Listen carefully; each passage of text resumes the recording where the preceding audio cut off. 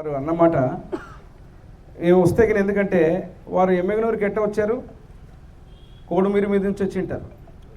వారు వచ్చినప్పుడు గతంలో గొడ్డలిపాటి అధికారం ఉన్నప్పుడు ఆ రోడ్డు ఎట్లా ఉంది, ఈరోజు అప్పులు చేసైనా ఆ రోడ్డు వేస్తున్నాం అంటే ఒక అసెట్ డెవలప్ చేస్తున్నాం. ఇక్కడ గతంలో అప్పులు చేసి బటన్ నొక్కినా అని చెప్పి ఎవడు తిన్నాడో తెలియదు.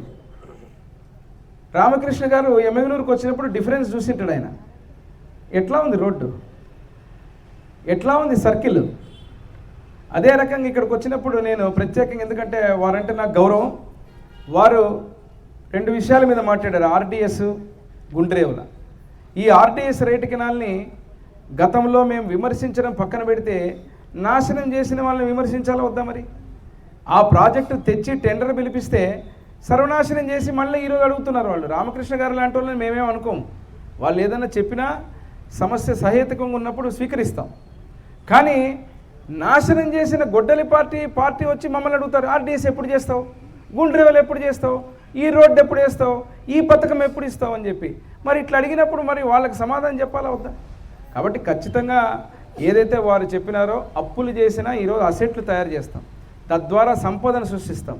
ఆ సంపదను సృష్టించే దాంట్లో గతంలో కొన్ని పార్టీలకు వారి సిద్ధాంతాలకు విరుద్ధంగా ఉండొచ్చు. మా పార్టీకి మా సిద్ధాంతాలకు ఒకటే అజెండా, ప్రజలే దేవుళ్ళు, సమాజమే దేవాలయం, పేదవాడికి కూడు గూడ ఏదైతే కూడు గూడు ఉందో అదే రకంగా అన్ని సదుపాయాలు కల్పించి ప్రతి ఒక్కరిని ముందుకు తీసుకుపోవడమే ముఖ్యమంత్రిగా నారా చంద్రబాబు నాయుడు గారి కూటమి ప్రభుత్వ లక్ష్యం అని చెప్పి తెలియజేస్తున్నారు.